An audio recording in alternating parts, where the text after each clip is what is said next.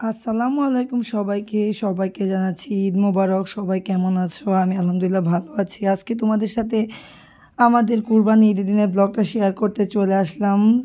তো সবার ঈদ কেমন কাটলো অবশ্যই কমেন্ট করে জানাবে। আর আমার ঈদের দিনটা কেমন পার করেছি তার কিছু অংশ তোমাদের সাথে আজকে শেয়ার করব। তো সকালবেলা উঠেই সেমাই তারপরে হচ্ছে নুডলস এগুলো রান্না করতেছিলাম। তার মাঝখানে সবাই রেডি হয়ে গেছে নামাজে যাওয়ার জন্য, যেহেতু কুরবানির ঈদের জন্য নামাজ একটু আগায় দেওয়া হয়েছে। তো এই যে সবাই রেডি হয়ে গেছে, এই যে পাশে হইতেছে আমাদের কুরবানির গরু। তো এখানে সবার ফটো সেশন করতেছিলাম। আমাদের জারকা বুড়ি, তারপরে আমার ছেলে, তারপর ভাসুরের ছেলেরা সবাই রেডি হয়ে নামাজে চলে গেছে। তো আমিও গোসল করে এদিকে রেডি হয়ে গেলাম, ওয়েট করতেছিলাম নামাজ থেকে সবাই আসলে তখন হয়তো বা গরু কাটা হবে। তো এদিকে অনেক ঠান্ডা ছিল, এদিকে দাঁড়াইছিলাম। আজকে অনেক বেশি গরম। হ্যাঁ, সুন্দর করে সাজগুজ করছি, বাট কতক্ষণ স্টে করতে পারবো জানি না, অনেক বেশি গরম লাগতেছিল। ওই যে জারকা মানে জারকার আমি আজকে পিঙ্ক কালার পরেছি, ম্যাচিং ম্যাচিং।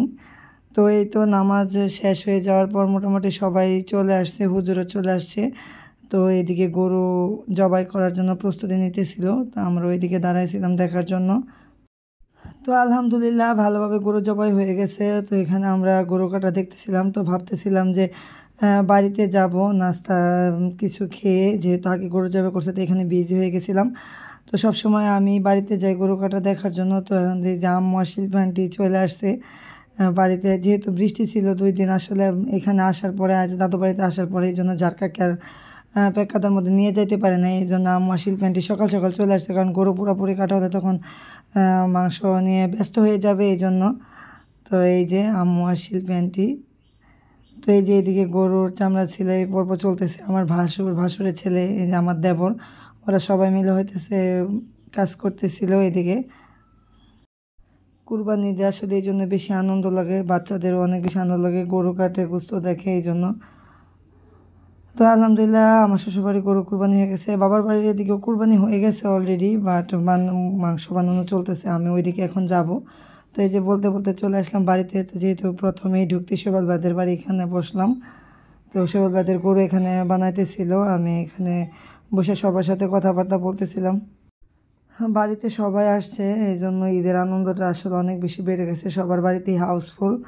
আর এদিকে হইতেছে যে চেঙ্গিস ভাইদের গেটের সামনে গতবারের মতোই আমাদের গরু এখানে কাটা হয়েছে। যদিও কুরবানির ঈদ, তবুও বাচ্চারা আসলে সালামি নিয়ে ব্যস্ত। আমার ছেলেমেয়েরা তো মামাদের কাছ থেকে সালামি নিয়ে যাবেই না। তো এখানে ওরা অনেকগুলাই সালামি পাইছে। তো সালামি গুনতেছিল শিল্পী আন্টি, আর এই যে এদিকে গরু বানানো চলতেছে, সবাই বসে বসে দেখতেছিল। তো নতুন টাকা পেয়ে বাচ্চারা অনেক বেশি খুশি। তো আমিও এখন আবার ওই বাড়িতে চলে যাব। সবাই ভালো থেকো, আজকে এ পর্যন্তই। সবাইকে আবারও ঈদ মোবারক। সবার ঈদ কেমন কেটেছে জানাইও। আল্লাহ হাফেজ।